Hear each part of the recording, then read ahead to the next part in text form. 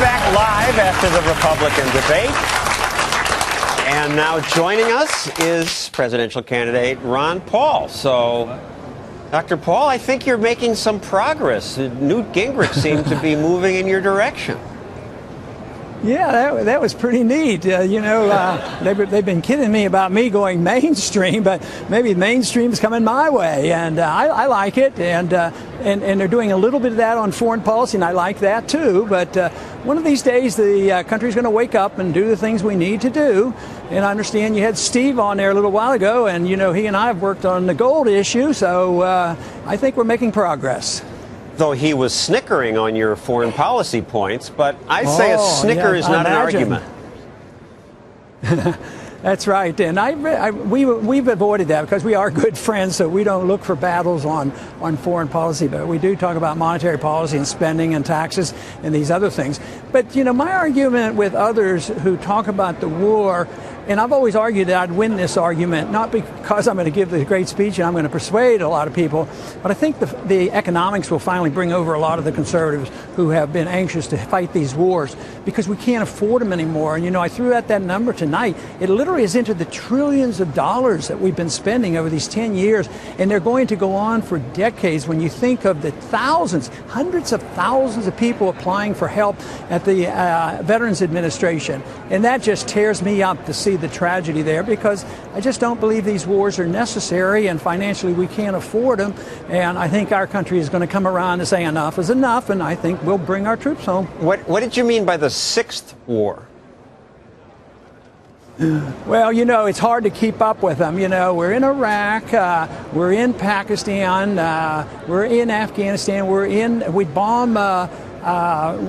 bomb Yemen, and we go into Somalia, whether it's 5 or 6 or 7, and, there's so many places that we're engaged, and I think when you start bombing a country, you're engaged in a war. And right now, and this has been going on for years, building the case for attacking Iran. And, how many troops does Iran have out of their country? I didn't get a chance to make that point, but they haven't, and their traditions over thousands, at least hundreds of years, is not to invade neighbors. And they haven't attacked anybody for more than 100 years. Iraq attacked them. So why? All right, I'm with you on that, but warmongering.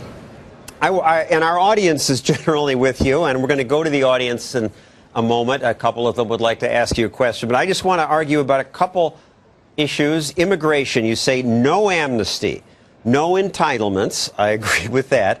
But no amnesty ever. Don't let them vote. We've got 10 million illegal immigrants here, and we're just going to keep them illegal.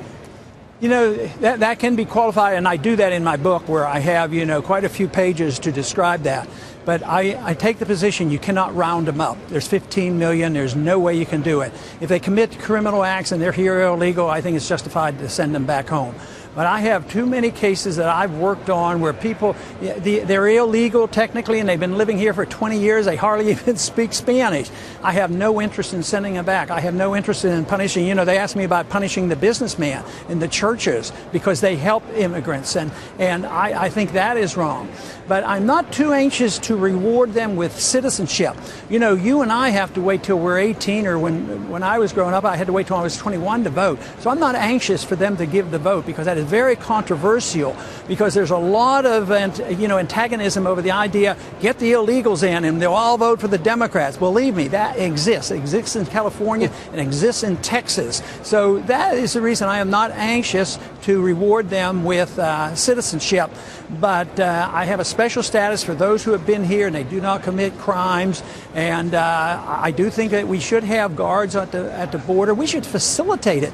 We should have a better work program. But when before the recession hit, half the business people that would come to my office, half the people that come to my office to talk about immigration, one wanted more immigrants because they didn't have enough workers, and the others wanted to send them all home.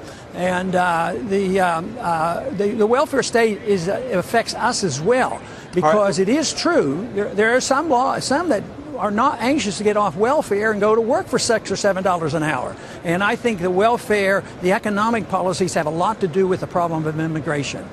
Let me go to my audience. A couple people have questions for you. The first person, a criticism. Go for it. Congressman Paul, I agree with you 90% of the time. But I want to ask you, don't you think it's a little naive to believe that bringing the troops home and allowing Iran to have a nuclear weapon will make them abandon their desire for jihad and to enact a second Holocaust?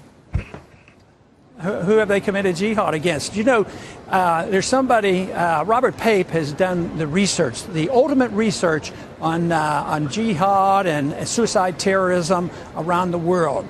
And the Iranians have had nobody commit suicide terrorism. They are radical Islamists, and they follow Sharia law, and it's a place where you and I might not want to live. But they are not, they haven't gone 6,000 miles from their shores and invaded and occupied countries.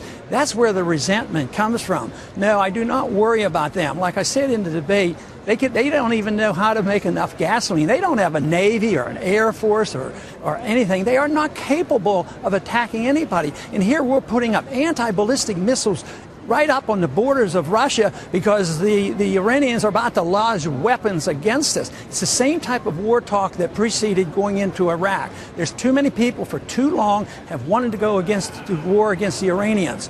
We opened the door of trade with the Chinese, and we have done much better.